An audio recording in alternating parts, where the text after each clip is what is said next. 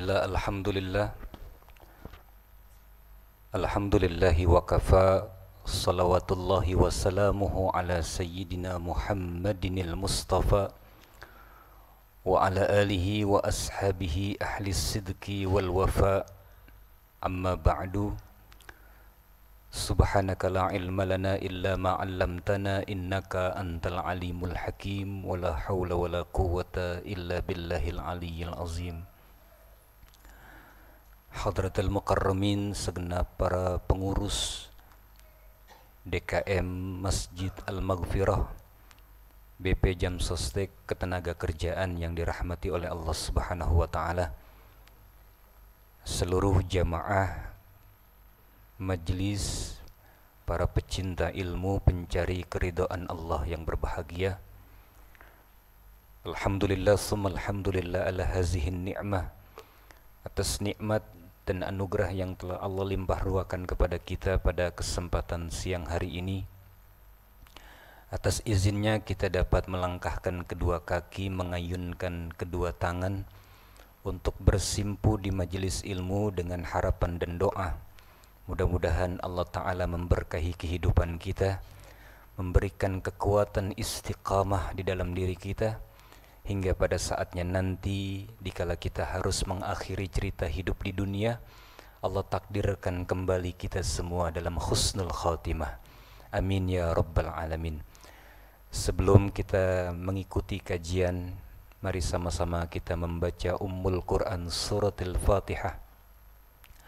Bibarakati suratul Fatihah, dengan kemuliaan, kemukjizatan dan keberkahan dari surah Al-Fatihah yang kita baca, kita hadiahkan pahalanya untuk orang-orang tua kita, guru-guru kita, dan juga khususnya kepada para pendahulu Masjid Al-Maghfirah, mereka yang telah kembali ke rahmatullah, mereka yang saat ini posisinya berada di alam barzah. Mudah-mudahan Allah terangi makamnya, Allah angkat derajatnya, Allah jadikan kubur mereka semua taman dari taman-taman syurganya Allah Subhanahu wa ta'ala. Dan kita doakan para pengurus yang saat ini masih berada bersama kita, mudah-mudahan diberikan kekuatan, kemudahan dan keberkahan di dalam perjuangannya. Al-Fatihah. A'udzubillahi minasyaitonirrajim. Bismillahirrahmanirrahim. Alhamdulillahi rabbil alamin, arrahmanir rahim, maliki yaumiddin, iyyaka na'budu wa iyyaka nasta'in, ihdinas siratal mustaqim, siratal ladzina an'amta 'alaihim ghairil maghdubi 'alaihim waladdallin, amin. Para jamaah sekalian, tema kajian kita pada kesempatan siang hari ini berkaitan dengan bulan Rajab. Dan perlu kita ketahui pula, di bulan Rajab ini ada satu peristiwa yang luar biasa, yang begitu spektakuler, yakni peristiwa Isra wal Mi'rajnya Nabi kita Muhammad sallallahu alaihi wasallam. Sebagaimana dikutip di dalam bait Burdah Al-Imam Muhammad Al-Busiri, kata beliau, saraita min haramin laylan ila haramin kama saral badru fi dajim minaz zulami. Sallu ala Nabi Muhammad. Beliaulah Nabi kita Muhammad sallallahu alaihi wasallam yang diperjalankan oleh Allah dari satu masjid ke masjid berikutnya, dari Masjid Haram menuju Masjid Haram. Masjid yang pertama startnya di Makkatul Mukarramah, menuju masjid yang begitu jauh di Baitul Maqdis. Dan perjalanan yang luar biasa ini terjadi pada saat Nabi kita Muhammad sallallahu alaihi wasallam dalam situasi dan keadaan yang begitu menyedihkan, saudara. Karena di tahun itu dua orang sosok yang beliau kagumi dan beliau sangat cintai harus meninggalkan dunia ini. Pertama, istri tercinta beliau Sayyidatuna Khadijatul Kubra, lalu disusul dengan paman tercinta yaitu Abu Thalib. Maka tahun itu dikenal dengan Amul Hazan, tahun kesedihannya Nabi. Hingga pada akhirnya Allah Subhanahu wa taala memerintahkan malaikat Jibril alaihi salam untuk menjemput Habibuna Muhammad sallallahu alaihi wasallam dari Makkatul Mukarramah menuju Palestina. Isra Mi'raj, satu kalimat yang terdiri dari dua kata. Kata yang pertama adalah Isra. Yang pertama adalah Isra, bukan Misra ya Pak. Kalau Misra itu amis di jero. Kalau combro, oncom di jero. Kenapa jadi ngomongin makanan nih? Kata kedua adalah Mi'raj, tangga di mana beliau naik. Kalau kita ingin menceritakan secara mendetail, tentu tidak akan cukup waktu yang sangat singkat ini. Saya hanya ingin mengambil sebuah hal penting dalam perjalanan yang luar biasa ini, bahwa Habibuna Muhammad sallallahu alaihi wasallam saat Isra wal Mi'raj, ketika itu satu-satunya hamba Allah yang diakui kehambaannya oleh Allah. Karena kalimat pembuka subhanalladzi asra bi'abdihi, maha suci Allah yang telah memperjalankan hambanya. Di sini Allah tidak mengatakan subhanalladzi asra bi Muhammadin, tapi bi'abdihi. Artinya bahwa Nabi kita Muhammad sallallahu alaihi wasallam benar-benar diakui sebagai hambanya Allah Subhanahu wa taala. Pertanyaannya Pak, lebih enak mana, mengakui apa diakui? Lebih mahal mana, mengakui apa diakui? Dan Rasul ini benar-benar diakui sebagai hambanya Allah Subhanahu wa ta'ala. Dan kemudian satu-satunya manusia, Nabi dan Rasul terbaik ini yang di dunia berjumpa langsung dengan wujudnya Allah Subhanahu wa ta'ala. Pertanyaannya Pak, bisa enggak kita di dunia jumpa Allah? Assalamualaikum. Bisa enggak kita kira-kira di dunia nih, di dunia jumpa sama Allah? Jangankan kita Pak, Nabi Allah Musa alaihi salam, beliau kan punya gelar itu kalimullah, Nabi yang bisa dialog dengan Allah. Dan cerita Nabi Allah Musa alaihi salam terekam di dalam Al-Quranul Karim. Saat Nabi Allah Musa datang ke Bukit Turisina, ketika itu beliau berdialog dengan Allah Subhanahu wa ta'ala. Saking nikmatnya mendengar suara Allah, apa yang terjadi? Turun dari Bukit Turisina, Nabi Musa alaihi salam, beliau puasa ngomong, nggak mau ngomong sama siapapun. Karena apa? Sudah begitu nikmat bicara dengan Rabbul Alamin. Jadi tiap kali Nabi Allah Musa berdialog dengan Allah, efeknya itu Nabi Musa nggak mau ngomong sama manusia. Hingga pada akhirnya muncul penasarannya Nabi Allah Musa alaihi salam. Analogi yang gampang gini Pak, kita kalau mendengar suara di telepon aja, dengar suaranya enak, merdu, syahdu, kira-kira penasaran nggak? Penasaran nggak Pak? Penasarannya ngapain? Pengen ketemu. Ini kalau suaranya aja begitu enak, begitu nikmat, apalagi orangnya nih. Pasti muncul penasaran di hati kita, pengen jumpa. Betul ya Pak? Begitupun yang dialami oleh Nabi Allah Musa.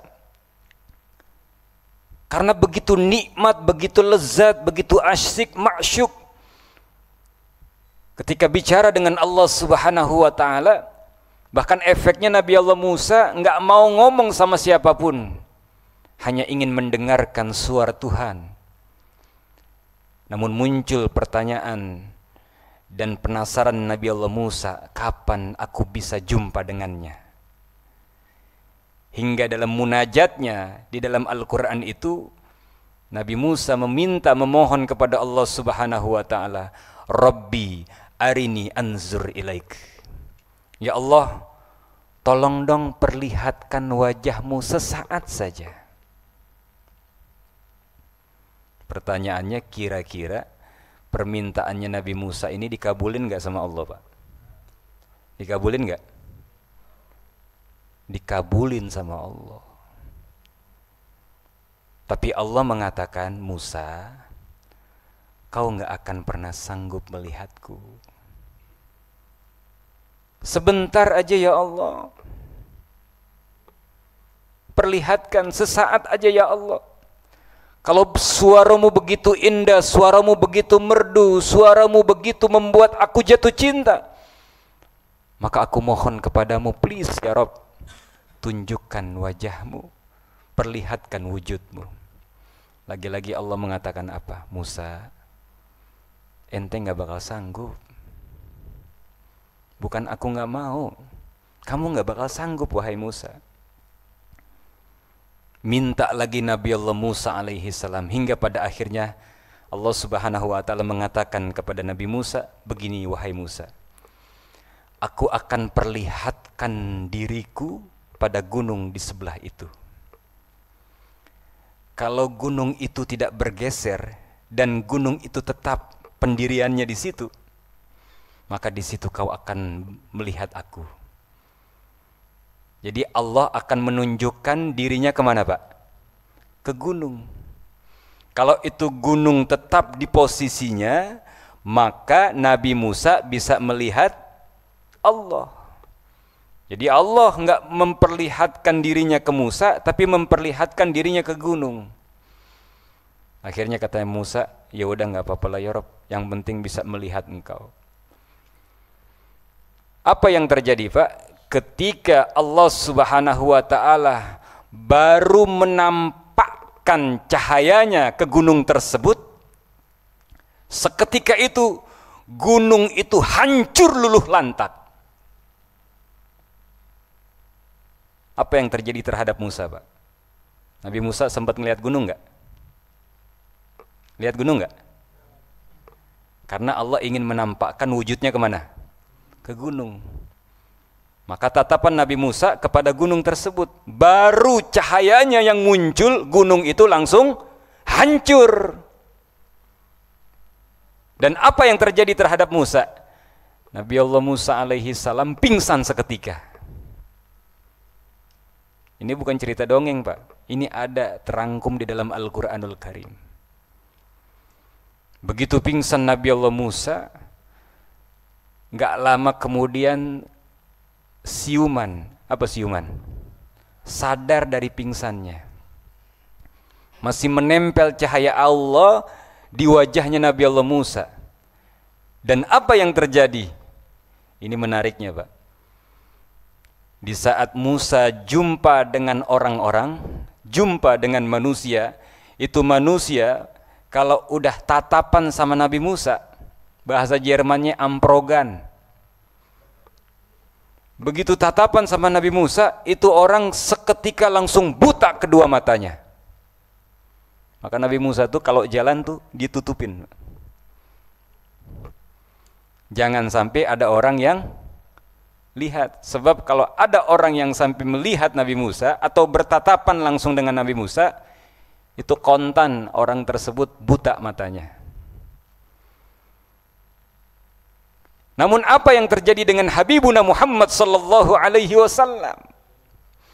Tatkala beliau Isra wal Mi'raj, Allah Ta'ala langsung mengundang beliau bertemu langsung dengan Allah Subhanahu wa Ta'ala. Bahkan kedatangannya disambut oleh Allah Subhanahu wa Ta'ala. Begitu ingin jumpa Allah, Allah katakan kepada nabinya, Assalamu alayka ayyuhan nabiyyu wa rahmatullahi wa barakatuh. Dan Nabi kita menjawab, Assalamu alayna wa ala ibadillahis salihin.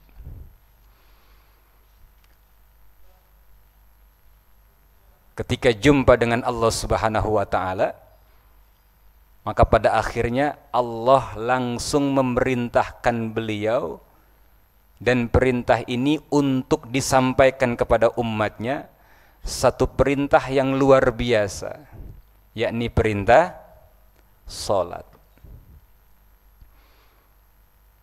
Ini amalan yang luar biasa, Pak, yang langsung Allah Ta'ala berikan kepada Rasulullah tanpa melalui perantara Jibril. Kalau ibadah-ibadah yang lain cukup Allah Ta'ala memanggil malaikat Jibril untuk menyampaikan wahyu kepada kekasihnya Habibuna Muhammad sallallahu alaihi nabi. Puasa, zakat, haji, ibadah-ibadah yang lainnya cukup Allah Ta'ala memanggil malaikat Jibril untuk menyampaikan wahyu kepada Rasulullah. Namun lain dengan ibadah yang satu ini. Ibadah salat itu Allah Ta'ala yang langsung berikan kepada Rasulullah tanpa melalui Jibril. Yang mula-mula salat itu berapa? Berapa, Pak? 50. Kan di tiap-tiap langit di situ bersemayam para nabi, Pak. Nabi Musa menempati langit ke-6. Tatkala Rasul menerima 50, enggak ditolak sama nabi kita, Pak. Namun begitu turun persis di langit ke-6, Nabi Musa tanya, dapat perintah apa dari Allah? Perintah salat. Berapa? 50. Apa kata Nabi Musa? Jangan. Umatmu enggak akan sanggup. Minta diskon. Minta dikurangi. Akhirnya Nabi kembali lagi kemana? Ke Allah Ta'ala. Dikurangin. Jadi berapa? Jadi berapa, Pak? 45. Jadi dikuranginnya 55, Pak. Dari 50, 45, kemudian 40, terus 35, 30, 25, 20, 15, 10, terakhir 5. Berapa kali dah tuh? 9 kali Rasulullah mundar-mandir menghadap Allah. Atas arahan siapa, Pak? Nabi Allah Musa. Ini Nabi Musa bukan serta-merta nyuruh begitu aja. Tapi dia ada udang di balik bakwan. Ada sesuatu yang tersembunyi. Nabi Musa, saya nggak bisa ngelihat wujudnya Allah. Sementara Nabi Muhammad lihat wujudnya Allah. Maka inilah kesempatan emas buat saya, kata Nabi Musa. Mumpung dia bisa langsung jumpa dengan Allah, kan turun bawa cahaya Allah. Nabi Musa ingin mengharap keberkahan dari pantulan cahayanya Allah. Sallallahu alaihi Nabi Muhammad. Jadi itu misi Nabi Allah Musa. Bukan serta-merta minta didiskon begitu saja. Rasulullah ngadep Allah, balik lagi dilihat lagi sama Nabi Musa, balik lagi dilihat lagi sama Nabi Musa. Karena ingin mendapatkan pantulan keberkahan cahayanya Allah melalui wajahnya Habibuna Muhammad sallallahu alaihi wasallam. Oleh karena itu, waktu yang sangat begitu singkat, maka dalam peristiwa Isra wal Mi'raj kita mendapatkan satu amanah, satu perintah, yakni salat, ibadah yang tidak akan pernah bisa kita tinggalkan dalam situasi dan kondisi apapun juga. Orang sehat wajib sholat, orang sakit wajib sholat. Kalau sholat sanggup berdiri, maka sholatnya kudu nggak bisa diri, bisanya cuma duduk, sholatnya sambil Duduk nggak mampu, bisanya berbaring, sholatnya ya berbaring. Berbaring udah nggak bisa menggerakkan tangan, hanya bisa dengan isyarat mata, sholatnya dengan isyarat mata. Isyarat mata udah nggak mampu dah, tapi masih ada nafasnya. Kalau kata Muallim Syafi'i Hazami Allah yarham, orang sakaratul maut masih tetap punya kewajiban sholat. Karena apa? Karena apa, Pak? Karena masih hidup, karena masih ada nafasnya. Jadi kewajiban orang-orang yang di sekitar, sekalipun dia lagi nalkinin nih, terus masuk azan, Allahu Akbar, tanda waktu sholat masuk, kita wajib ngingetin di kupingnya. Zuhur Pak. Kewajiban kita. Terus sholatnya bagaimana? Ya sudah, mungkin dengan isyarat hatinya. Yang penting kewajiban kita yang ada di sekitar, ketika azan berkumandang masuk waktu sholat, kita punya kewajiban untuk mengingatkan sekalipun dia sedang mengalami sakaratul maut. Karena apa? Karena dia masih ada kewajiban untuk melakukan sholat semampunya, sebisanya. Jadi sholat ibadah yang tidak bisa kita tinggalkan dalam situasi dan kondisi apapun juga. Lain dengan puasa. Kalau puasa mungkin kita dalam perjalanan atau dalam keadaan sakit, boleh kita nggak puasa di bulan itu dan kita ganti di bulan berikutnya. Zakat, kalau kita punya kemampuan, maka kewajiban kita menjadi muzaki, orang yang memberikan zakat. Tapi kalau kita nggak punya kemampuan, maka kita statusnya berubah menjadi mustahik. Haji, jika kemampuan secara fisik dan finansial, maka kewajiban ada dalam diri kita. Walillahi 'alan nasi hajjul baiti man istata'a ilaihi sabila. Ketika kita istita'ah, mampu secara fisik dan finansial, maka kewajiban ada dalam diri kita. Tapi kalau nggak mampu, nggak wajib kita haji. Tapi sholat, satu-satunya ibadah yang tidak akan pernah bisa ditinggalkan dalam situasi dan kondisi apapun juga. Rabbi ja'alni muqimas shalah wa min zurriyati rabbana wa taqabbal du'a. Al-Fatihah. A'udzubillahi minasyaitonir rajim. Bismillahirrahmanirrahim. Alhamdulillahi rabbil alamin arrahmanir rahim maliki yaumiddin. Iyyaka na'budu wa iyyaka nasta'in ihdinas siratal mustaqim. Siratal ladzina an'amta 'alaihim ghairil maghdubi 'alaihim waladdallin. Amin. Karena kajian ini tepat di hari Senin, sebagaimana guru kita Kiai Muhammad Fakhruddin Al-Bandani, beliau selalu menutup kajiannya dengan doa, maka sama-sama kita bertabarruk, kita baca doa bersama sebagaimana apa yang beliau perintahkan seusai kajian. Alhamdulillah ghafuri lil abdi zil gururi wal farti fil umuri wa hamaqatil huburi wa salatullah dawama wa salamuhu tamama على من يجي إماما ولأنبياء ختاما وعلى العلي الكرام وصحبك النجوم في القدوة المرام للعرب والعجم يا ربنا اعترفنا